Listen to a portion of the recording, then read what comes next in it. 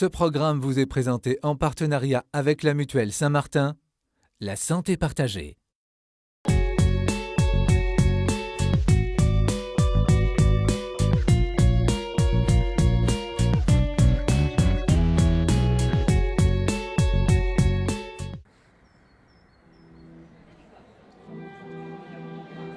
C'est toujours un très beau moment, c'est toujours un moment d'église fort. Pour moi, c'est toujours un moment de joie. Toute la communauté chrétienne ressort d'une célébration de confirmation dans la joie.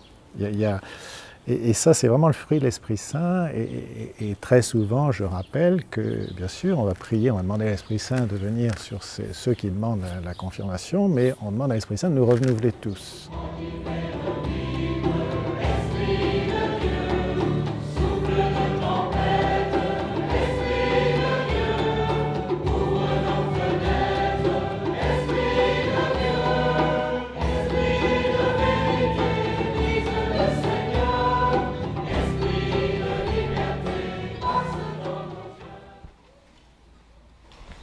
Emilia,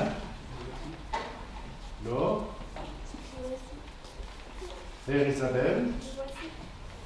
Au début du sacrement proprement dit de la confirmation, il y a l'appel des confirmants. Donc nous les appelons par leur nom. Et j'aime bien leur rappeler que d'une certaine manière, comme au moment de leur baptême, où on a choisi pour eux un nom, c'est Dieu qui les appelle par leur nom, c'est Dieu qui les appelle à venir recevoir sa grâce à travers le sacrement de la confirmation. Et donc le fait pour eux de répondre « me voici », le fait pour eux de s'avancer, signifie leur disponibilité à cette rencontre avec Dieu, avec cet accueil du don de Dieu.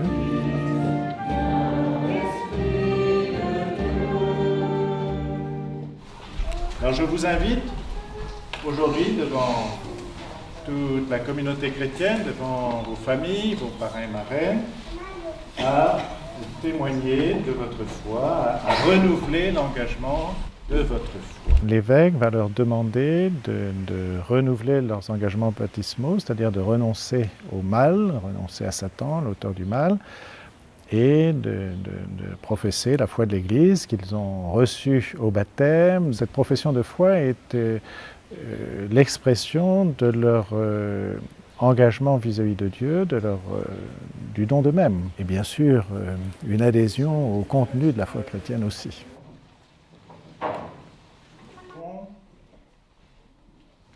L'imposition des mains donc, est un geste très ancien dans l'Église et qui souvent est un appel, une prière et qui demande l'Esprit Saint sur les personnes sur lesquelles nous imposons les mains. On demande à l'Esprit Saint de venir reposer sur ceux qui demandent le sacrement. Comme tu l'as promis, répands maintenant sur eux ton Esprit Saint. Donne-leur en plénitude l'Esprit qui reposait sur ton Fils Jésus.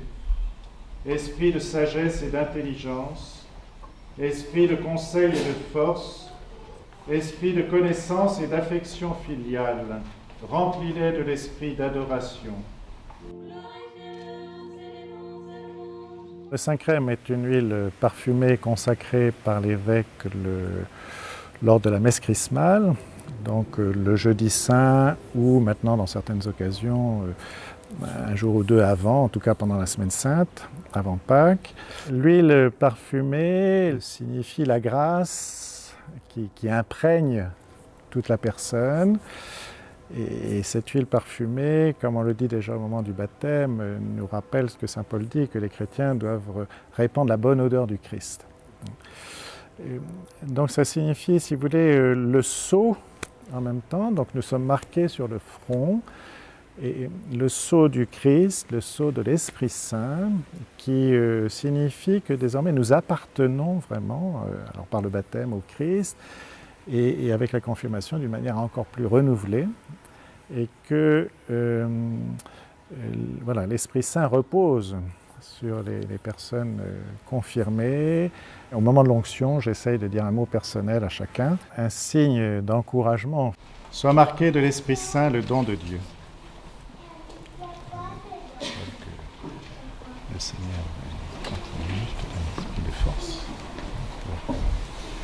Continuer à grandir dans la foi, la force intérieure, bien sûr, la force d'être fidèle au Christ, la force de la prière, et que tu puisses aussi soutenir d'autres jeunes en chemin. Pour signifier, voilà, tu es aimé de Dieu et en même temps, vas-y, effectivement, tu peux compter sur la grâce, c'est le moment de te donner encore plus. Le rôle des parrains et marraines, ils représentent la communauté chrétienne qui confie à l'évêque ses enfants, qui confie ceux qui ont demandé la grâce de Dieu, la grâce de l'Esprit Saint.